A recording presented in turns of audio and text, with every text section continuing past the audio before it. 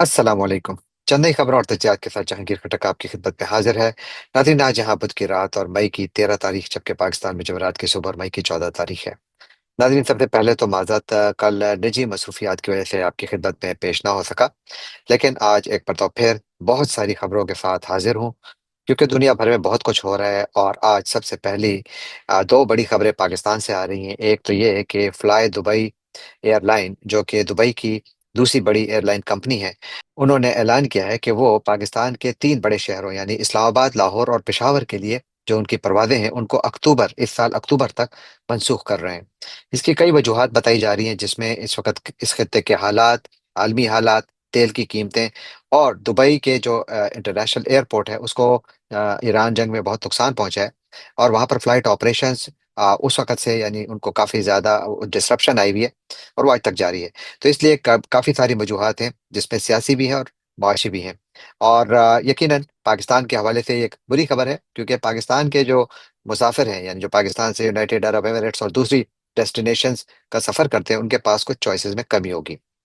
जो fly Dubai है, ये बड़ी एयरलाइन है। इनके पास कोई 97 जहाज हैं, 140 के करीब इनकी डेस्टिनेशन हैं, जो कि मुख्तलिफ 55 से 58 ममालिक तक इनकी परवादें चलती हैं। लेकिन पाकिस्तान वाहिद मुल्क नहीं है जहां पर के फ्लाई दुबई अपनी फ्लाइट्स को कैंसिल कर रहा है, बल्कि तीन चार और ममालिक भी शामिल हैं, जिनमें स्विट्जरलैंड है, स्लोवेनिया है और सोमालिया है। ये वो चार ममालिक हैं जहां पर के उन्होंने कम अज कम एक एयरपोर्ट या एक डेस्टिनेशन के लिए अपनी फ्लाइट्स को रोक दिया है, सस्पेंड कर दिया है। ताहम इस खत्ते में बाकी ममालिक के लिए फ्लाई दुबई की जो फ्लाइट्स हैं वो जारी हैं। पाकिस्तान में भी उनकी कराची और सियालकोट के लिए जो फ्लाइट्स हैं वो जारी हैं। लेकिन इंडिया, बांग्लादेश, नेपाल, मालदीव्स और श्रीलंका, इन तमाम ममालिक के लिए फ्लाई दुबई की फ्लाइट्स बिल्कुल नॉर्मल तरीके से जारी हैं। सिर्फ जहां डिसरप्शन आई है, यानी उनकी सर्विस में थोड़ी कमी आई है, तो वो जो काठमांडू के लिए उनकी सर्विस है, वो पहले इन्होंने रोक ली थी, लेकिन उसको भी अब रिज्यूम कर लिया है। जबकि जो श्रीलंका के अंदर उनके जो रीजनल ऑपरेशंस हैं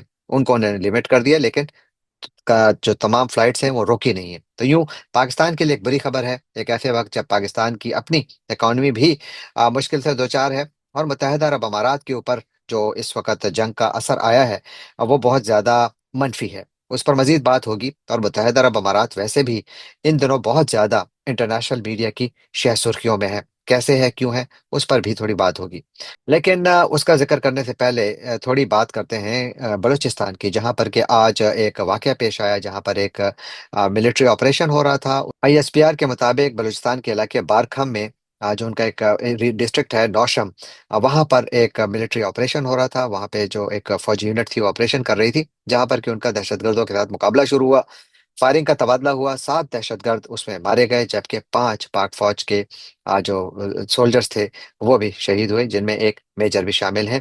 शोहदा में 31 साल मेजर तौसीफ अहमद भट्टी भी शामिल हैं, जिनका ताल्लुक पाकपतन से है। तो ये एक बहुत बड़ी शहादत है। पाकिस्तान में हालिया दिनों में एक अजीब काम हुआ है।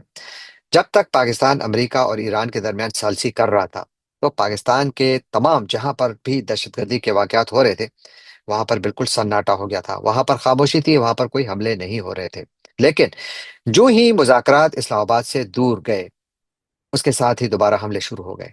और इन हमलों में इस हद तक यानी इजाफा हुआ है कि तकरीबन गुज़श्ता 4 दिनों में 31 अफराद बीच में शहीद हुए हैं दहशतगर्दी के हमलों में। मैं सिर्फ ये बात कर रहा हूँ हमारे सोल्जर्स की, पुलिस ऑफिसर्स की और सिविलियंस की, जो कि आप देखिए, पहले लकी मरवत में 12 तारीख को यानी कल एक हमला हुआ, वहां पर 9 अफराद शहीद हुए थे। पहले बन्नू में 9 मई को हमला हुआ, वहां पर भी कोई 15 पुलिस वाले शहीद हुए।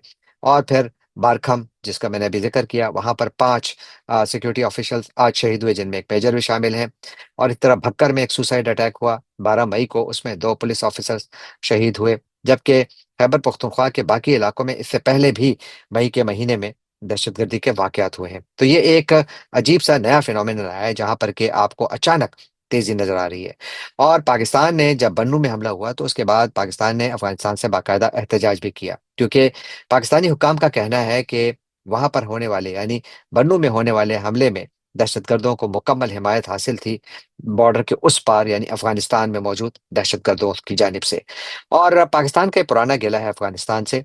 और इन दोनों ममालिक के दरमियान अब ताल्लुकात बहुत ज्यादा, इसीलिए भी बहुत ज्यादा कशीदा हैं, के एतमाद भी नहीं है और एक दूसरे के साथ कोई कॉपरेशन भी नहीं है, बल्कि सिफारती राब्ते तकरीबन मुनक़ता हैं। हाँ, चीन की जानिब से कुछ कोशिशें ज़रूर की गई।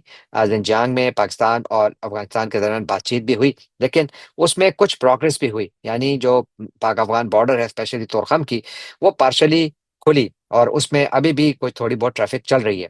लेकिन दोनों मुल्कों के दरमियान तिजारत बिल्कुल बंद है, जिससे नुकसान दोनों जानिब ताजिरों को अरब-हार डॉलर का हो रहा है। हर साल पाकिस्तान और अफ़गानिस्तान के दरमियान तिजारत तकरीबन 2 अरब डॉलर की थी। 6 माह से ज़्यादा हो गए, तिजारत बंद है और इस खित्ते में जो इकॉनमी है, उसको बहुत ज़्यादा नुकसान पहुँचा है। बॉर्डर रीजन्स में रहने वाले लोगों का कारोबार ठप हो गया है, क्योंकि कारोबार है ही नहीं, तिजारत नहीं हो रही। लेकिन पाकिस्तान के लिए यकीनन ये एक लम्हा-ए-फ़िक्रिया होना चाहिए।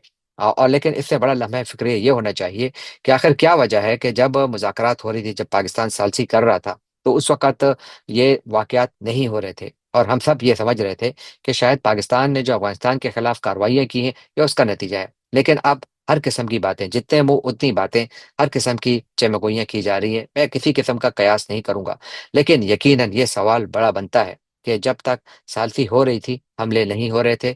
सालसी तकरीबन खत्म हुई, वैसे सालसी खत्म नहीं हुई है ऑफ़िशियली, याद रखिए। पाकिस्तान इस वक़्त भी काफ़ी एक्टिवली एंगेज्ड है। सदर ट्रंप इस वक़्त भी बहुत एक्टिवली पाकिस्तान के रोल को एक्नॉलेज कर रहे हैं। पाक फ़ौज के सरबराह फ़ील्ड मार्शल आसिम मुनीर और शहबाज शरीफ को एक्नॉलेज कर रहे हैं, लेकिन फॉरवर्ड मूवमेंट नहीं हो रही। ईरान की जानिब से जो सिफ़ारतकारी है, उसका जो उन्होंने किबला है, वो भी थोड़ा उसको एक्सपैंड कर दिया है। अब ईरानी पाकिस्तान के अलावा चीन और रूस के दौरे ज़्यादा कर रहे हैं और इस खित्ते के बाकी ममालिक के साथ भी वो राब्ते में हैं। तो गोया यहाँ पर ईरान ने भी अपना कैनवस थोड़ा खोल दिया है, जबकि अमेरिका ने भी अपना कैनवस थोड़ा खोल दिया है। मैंने 2-3 दिन पहले ज़िक्र किया था कि जो कतर के वज़ीर-ए-आज़म हैं, उनकी मार्को रूबियो के साथ यहाँ अमेरिका में फ्लोरिडा के एक शहर में मुलाकात हुई थी, जिसके बाद फिर कतर ने बाद में एक्नॉलेज भी किया। फिर उन्होंने क्लैरिफ़ाई किया कि ये मुलाकात बुनियादी तौर पर उन कोशिशों का हिस्सा थी, जो कि पाकिस्तान स्पीयरहेड कर रहा है या जिसकी सरबराही इस वक़्त पाकिस्तान कर रहा है। तो मैं उसको पाकिस्तान के सालसी से जोड़ नहीं रहा, लेकिन ये एक कोइंसिडेंस भी हो सकता है, लेकिन बहुत सारे सवालात इस हवाले से उठ रहे हैं कि क्या उस वक़्त इंटेलिजेंस बहुत एक्टिव थी या इस वक़्त इनएक्टिव है? क्या वजह है कि ये वाक़यात हो रहे हैं? हम अपने जवान गँवा रहे हैं, सिविलियंस गँवा रहे हैं। और साथ ही इस वक़्त सदर डोनाल्ड ट्रंप चीन पहुँच चुके हैं। एक बहुत बड़े और तारीखी दौरे के लिए। तकरीबन 9 साल बाद ट्रंप चीन पहुँचे हैं, जहाँ पर उनका पुरतपाक इस्तकबाल किया गया। उनको बहुत शान-ओ-शौकत के साथ चीन में उनको रिसीव किया गया। चीन के नायब सदर ने उनका वहाँ पर इस्तकबाल किया और फिर जब मैं इस वक़्त रिकॉर्डिंग कर रहा हूँ, तो सदर ट्रंप और सदर शी जिनपिंग के दरमियान बाकायदा मुज़ाकरात का आगाज़ हो चुका है। कुछ क्लिप्स जो इस वक़्त सोशल मीडिया पे सर्कुलेट कर रहे हैं, जहाँ पर के सदर ट्रंप को देखा जा सकता है कि वो शी जिनपिंग की बहुत ज़्यादा तारीफ़ कर रहे हैं। वो कहते हैं कि आप एक अज़ीम लीडर हैं और मुझे बहुत ज़्यादा एज़ाज़ हासिल है कि मैं इस वक़्त आपके साथ बैठा हूँ और मुझे चीन और अमेरिका के ताल्लुकात में बहुत बेहतरी नज़र आ रही है। आज के मुज़ाकरात का ज़्यादा फ़ोकस ट्रेड रिलेशंस है, यानी दोनों ममालिक के दरमियान जो तिजारती ताल्लुकात हैं, उस पर ज़्यादा फ़ोकस नज़र आ रहा है। अब देखते ये हैं कि इनका नतीजा क्या निकलता है, क्योंकि इस वक़्त अमेरिका की जो डिफेंस इंडस्ट्री है, उसको रेयर अर्थ मिनरल्स चाहिए। वो मिनरल्स जिसके सप्लाई चेन को चीन कंट्रोल करता है और अमेरिका की ख्वाहिश है कि रेयर अर्थ मिनरल्स चीन अमेरिका को ज़्यादा दे, ताकि अमेरिका अपनी डिफेंस प्रोडक्शन को बढ़ाए। ईरान जंग की वजह से अमेरिका के जो मुख्तलिफ हथियार हैं, उनके जो स्टॉक्स हैं, उनमें कुछ कमी आई है, स्पेशली मिसाइल्स और दूसरे हथियारों में। तो एक बहुत अहम दौरा है, देखते हैं कि इसके नताइज क्या निकलते हैं, क्योंकि सवालात बहुत ज़्यादा हैं। ईरान जंग है, आपने हुर्मुज़ की बंदिश है, ताइवान का मसला है, दोनों मुल्कों के दरमियान बाहमी तिजारत है, इंटरनेशनल पीस एंड सिक्योरिटी है, यूक्रेन की जंग है, बहुत कुछ है, जिस पर के बातचीत होनी है। देखते हैं कि इस अहम दौरे का नतीजा क्या निकलता है। लेकिन अमेरिका में इस वक़्त बहुत ज़्यादा दिलचस्प बहस चल निकली है। आज मैं देख रहा था कि वॉशिंगटन पोस्ट ने एक बड़ी तफ़सीली खबर छापी है, एक्सक्लूसिव खबर है। वॉशिंगटन पोस्ट इन दिनों बहुत अच्छी, वैसे अमेरिका के मेनस्ट्रीम मीडिया में आपको काफ़ी ज़्यादा एक्सक्लूसिव खबरें मिलती हैं। लेकिन आजकल वॉशिंगटन पोस्ट लगता है कि काफ़ी आगे है इस सिलसिले में। आज उन्होंने एक और एक्सक्लूसिव खबर छापी है, जो बेसिकली इस बात पर फ़ोकस्ड है कि इस जंग की वजह से चीन को बहुत ज़्यादा फ़ायदा हुआ है। चीन ने अपने आप को बहुत ज़्यादा मज़बूत कर दिया है, बल्कि वो कहते हैं कि इस जंग ने चीन को अमेरिका पर कई महाज़ों पर बर्तरी दिला दी है। यानी अब चीन ज़्यादा बेहतर पोज़ीशन में है और फिर इसमें कहा गया है कि और इसमें इंटेलिजेंस सोर्सेज़ को कोट किया गया, यानी अमेरिकी इंटेलिजेंस सोर्सेज़ ने वॉशिंगटन पोस्ट को बताया कि इस वक़्त चीन जो है वो एक डाइम फ्रेमवर्क, जिसको DIME, डाइम फ्रेमवर्क, जिसका मतलब है diplomatic, international, military and economic framework के तहत वो इस वक्त इस ईरान के कॉन्फ्लिक्ट को एक्सप्लॉइट कर रहा है। ये वॉशिंगटन पोस्ट कह रहा है। वो कहता है कि इस वक्त जो चीन है वो अमेरिका की जो वल्नरेबिलिटी है उसको वेपनाइज कर रहा है। यानी चीन इस वक्त अमेरिका के जो साथी इत्तेहादी हैं इस खत्ते में, यानी गल्फ कंट्रीज, उनको दबा के असलहा बेच रहा है, क्योंकि इस वक्त इन ममालिक को असलहे की जरूरत है। और चीन अपना असलहा बेचकर न सिर्फ अपनी जो टेक्नोलॉजी है उसको प्रूव करना चाहता है, बल्कि साथ ही इन ममालिक में अपने असर को भी बढ़ा रहा है, एक ऐसे वक्त जब इन ममालिक में अमेरिका के हवाले से बहुत सारे सवालात उठ रहे हैं। इस बात का जिक्र कई मरतबा हो चुका है कि अरब ममालिक में ये खदशात अब पाए जाते हैं कि क्या वाकई इनको अब अमेरिका की सिक्योरिटी छतरी की जरूरत है, या ये सिक्योरिटी छतरी छतरी इतनी मजबूत है कि इनको तहफुज फराहम कर सके। दूसरा, ये इस वक्त चीन जो है यहाँ पर बहुत बड़े पैमाने पर इंटेलिजेंस हार्वेस्टिंग कर रहा है, यानी बहुत बड़े पैमाने पर यहाँ पर जो मालूमात हैं, इंटेलिजेंस मालूमात हैं अमेरिका के मुतालिक, अमेरिका की जो कॉम्बैट ऑपरेशंस हैं उनके मुतालिक, अमेरिका के हार्डवेयर के मुतालिक, अमेरिका की ओवरऑल जंगी पॉलिसी के मुताबिक मुतालिक चीन इस वक्त इसको क्या कर रहा है, ये सारी इंटेलिजेंस गैदर कर रहा है, जिसके नतीजे में अमेरिका के साथ मुस्तकबिल की मुमकिन जंग की तैयारी की जाएगी। तो लिहाजा चीन इसके लिए भी एक एज हासिल करने के लिए ये तमाम इंफॉर्मेशन को इस्तेमाल करने की तैयारी कर रहा है या कोशिश कर रहा है। एक और ये कि जिस मैंने अर्ज किया कि चीन की अमेरिका का जो डिफरेंट आर्सेनल है, यानी जो अमेरिका के पास टोमाहाक मिसाइल हो गए, पेट्रियट इंटरसेप्टर्स हो गए, या थार्ड सिस्टम्स हो गए, ये सारे के सारे इस वक्त इनकी इन्वेंट्री जो है या अमेरिका के पास इसके जो जखायर हैं वो काफ़ी कम पड़ गए हैं, और वो उनको बढ़ाना चाहता है। जबकि अमेरिका मजबूर हुआ कि उसने वो तमाम सिस्टम्स को भी विड्रा किया जो इस वक्त ताइवान और साउथ कोरिया में लगे हुए हैं, यानी चीन के करीब जवार में लगे हुए हैं। और इससे चीन को फायदा हुआ, क्योंकि अमेरिका ने इन सिस्टम्स को ईरान के खिलाफ इस्तेमाल करने के लिए वहां से मूव किया, और उस पर यकीनन साउथ कोरिया और ताइवान इतने खुश भी नहीं हैं।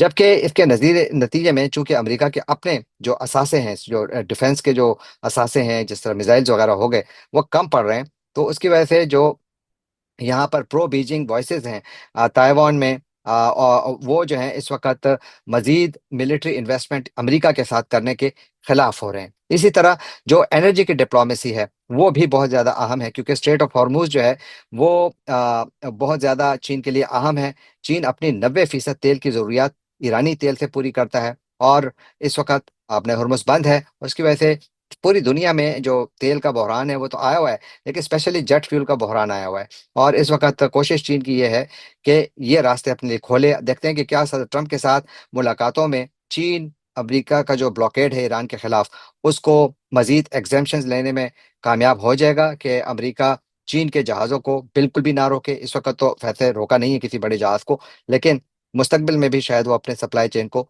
ज़्यादा सेव करना चाहेगा।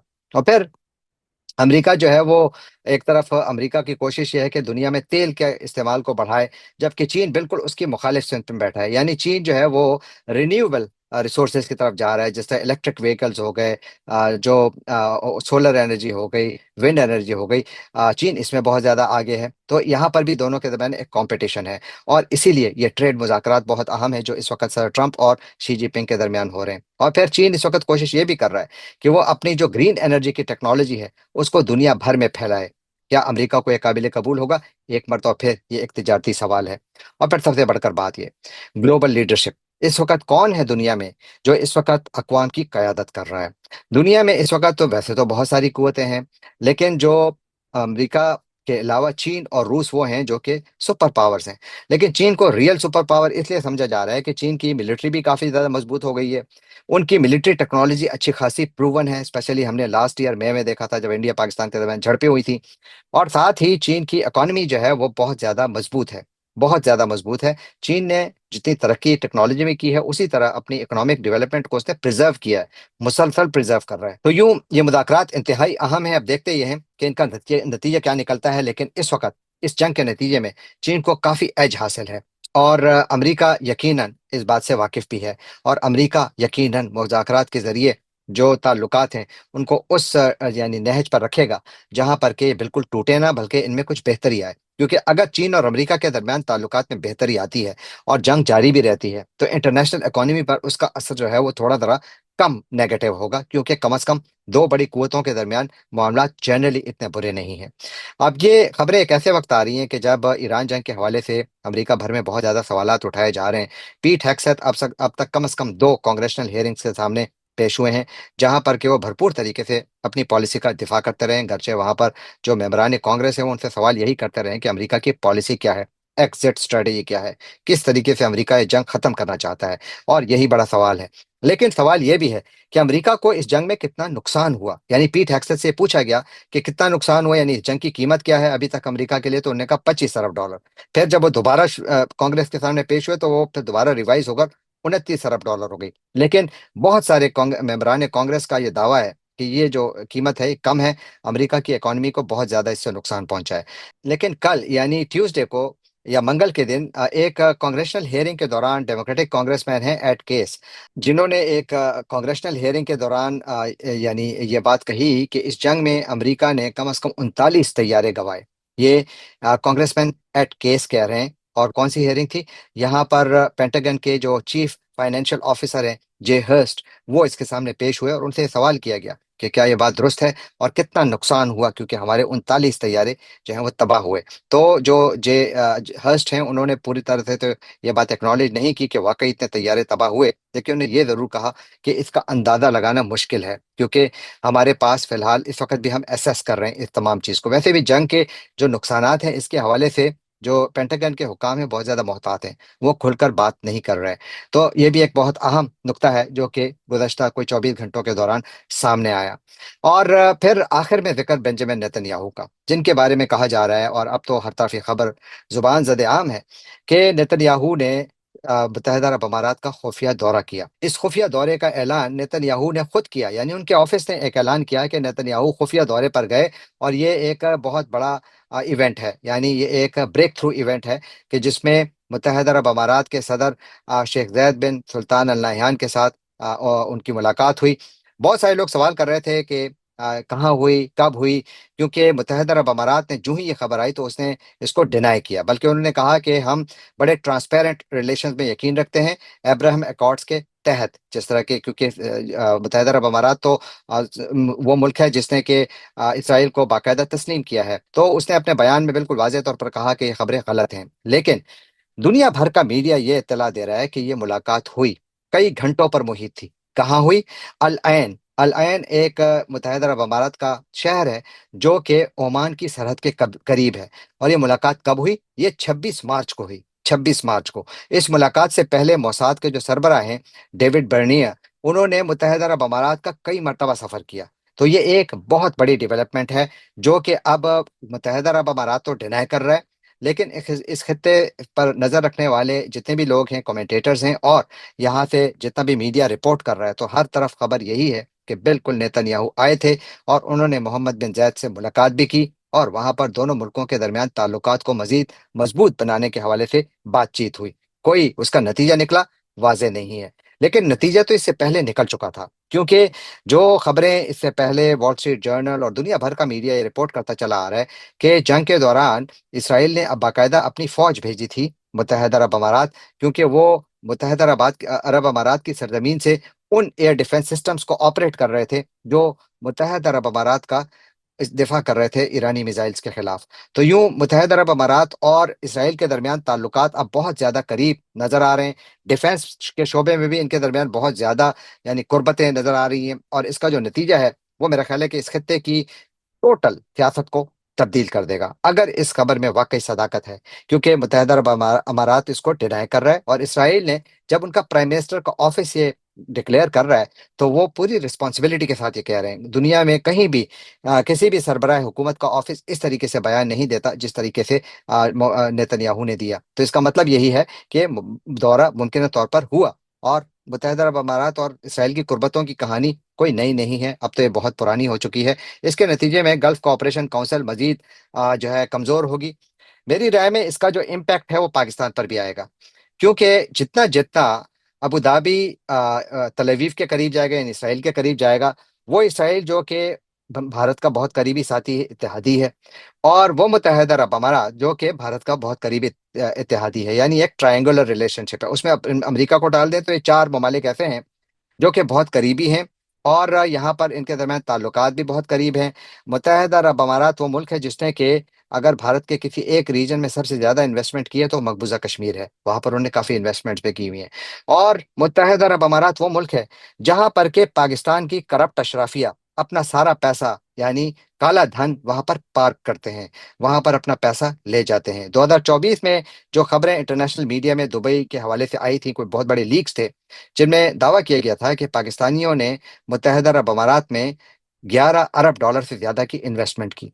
पाकिस्तान के जितने भी बड़े नाम हैं, यानी अगर मैं पॉलिटिकल फैमिलीज की तरफ देखूं तो प्रेसिडेंट जरदारी के बारे में कहा जा रहा है कि उनके वहां पर बाकायदा एसेट्स हैं, उनके बच्चों के एसेट्स हैं, जिनमें बिलावल भुट्टो, बख्तावर भुट्टो और आसिफा भुट्टो, इनके नाम लिए जा रहे हैं। गर्चे जरदारी फैमिली इसको डिनाई कर रही है, वो कहते हैं कि हमने जो भी कुछ वहां पर हमारा है वो हमने इलेक्शन कमीशन ऑफ पाकिस्तान को रिपोर्ट किया हुआ है, लेकिन बाकी मीडिया कहता है कि इनके बहुत बड़े वहां पर एसेट्स हैं। इसी तरह शरीफ जो हैं, यानी नवाज शरीफ और शहबाज शरीफ, इनकी फैमिली की भी वहां पर प्रॉपर्टीज के बारे में कहा जाता है कि मौजूद है।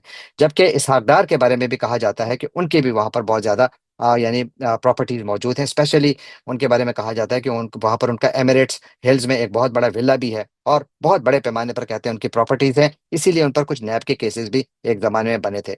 जबकि मोहसिन नकवी और फैसल वादा के नाम भी आ रहे हैं। मोहसिन नकवी भी इस बात से इनकारी है, वो कहते हैं कि मैंने कोई ऐसी प्रॉपर्टी नहीं ली जो कि मैंने काले धन से हासिल की हो, यानी वो पैसा मैंने काले धन से हासिल किया हो। लेकिन एक चीज याद रखिए कि यहाँ पर बहुत अहम है, हर वो मुल्क जहां पर के उसकी आला तरीन क्यादत, ये मैं आपको सिर्फ सिविलियन बता रहा हूँ, हमारी मिलिट्री क्यादत जो है उसके बारे में, स्पेशली जो रिटायर्ड हमारे जनरल या सीनियर ऑफिशियल्स एयरफोर्स के, उन सब के बारे में कहा जा रहा है कि उनकी भी यहाँ पर बहुत ज्यादा प्रॉपर्टीज हैं। अब किसी भी मुल्क में प्रॉपर्टी को रखना मेरा नहीं ख्याल कि कोई बुरी बात है, लेकिन हमेशा के लिए सवाल ये उठाया जाता है कि इतनी भारी भरकम रकम से हासिल की गई प्रॉपर्टीज के लिए पैसा कहाँ से आया, पाकिस्तान में कितना टैक्स दिया गया, क्योंकि पाकिस्तान में तो हुकूमत टैक्स सिर्फ और सिर्फ पेट्रोल की मद में हैवी लेवीज डालकर ही पैसे जमा करती है। जो हमारी अशराफिया है वो वैसा टैक्स, यानी मैं तमाम की बात नहीं कर रहा, जनरली बात कर रहा हूँ, कि वो ज्यादा टैक्स नहीं देते। लेकिन मुत्तहदा अरब अमारात वो मुल्क है जहां पर के दुनिया जहान का, या इसके बारे में अब ये बहुत बड़ा नाम नहीं बल्कि बदनाम हो चुका है कि यहाँ पर ये काला धन यहाँ पर लोग पार्क करते हैं। किस हद तक ये बात सच है, ये शायद किसी हद तक तो सच हो, मेरा नहीं ख्याल कि 100% सच है, क्योंकि पूरी दुनिया की बहुत बड़े बड़े बिजनेस हाउस वहां पर मौजूद हैं और ये एक फाइनेंशियल हब बन चुका है। लिहाजा ये कहना गलत होगा कि ये वहां का डैन बन चुका है, यानी हर किस्म का गलत पैसा वहां जाता है। लेकिन इसमें भी शक नहीं कि यकीनन कम अज कम पाकिस्तान की हद तक, पाकिस्तान के जो करप्ट तरीन माफिया के लोग हैं वो यकीनन वहां पर अपना पैसा पार्क करते चले आ रहे हैं, ये तारीख मौजूद है वहां पर। और इसका मतलब ये हुआ कि हमारे बहुत टॉप के ऑफिशियल्स, चाहे वो किसी भी उनका ताल्लुक के क्या सियासी जमात से हो या गैर सियासी लोग हों, वो कहीं ना कहीं कंप्रोमाइज्ड उस वक्त होंगे अगर उनके वहां पर इंटरेस्ट, फाइनेंशियल इंटरेस्ट मौजूद हैं। तो इसलिए पाकिस्तान के फिर ओवरऑल जो पाकिस्तान की वल्नरेबिलिटीज हैं वो बढ़ती हैं। और एक ऐसे वक्त जब मुत्तहदा अरब अमारात पाकिस्तान से दूर जा रहा है, भारत और इसराइल के करीब जा रहा है, तो आप खुद सोचिए कि पाकिस्तान का मफाद जो है वो किस तरीके से पाकिस्तान उनको सिक्योर कर सकता है। मैं अब मुत्तहदा अरब अमारात के साथ दुश्मनी के हक में नहीं हूँ, मेरी राय में पाकिस्तान को अपने ताल्लुकात को ठीक करना चाहिए, इनको रिपेयर करने की कोशिश करनी चाहिए, लेकिन साथ ही एहतियात का दामन नहीं छोड़ना चाहिए। और मुल्क के अंदर कोई थोड़ी जरा सफाई करें, चेक करें कि किसकी कहाँ पर कितनी जायदादें हैं, कहाँ से पैसा दाखिल किया आया, और क्यों इनके लिए जरूरी है कि ये प्रॉपर्टीज वहां रखें और हुकूमत पाकिस्तान में करें। बड़ा सवाल है। ये सवाल वो है जिसका जवाब मैं आपसे चाहूंगा, कमेंट में जरूर लिखिएगा। जाने से पहले आपसे एक बार तो फिर दरखास्त कि आप हमारे चैनल को सब्सक्राइब कीजिए, लाइक कीजिए, शेयर कीजिए, कमेंट कीजिए और बेल आइकॉन को क्लिक करना ना भूलिएगा। आपका बहुत बहुत शुक्रिया।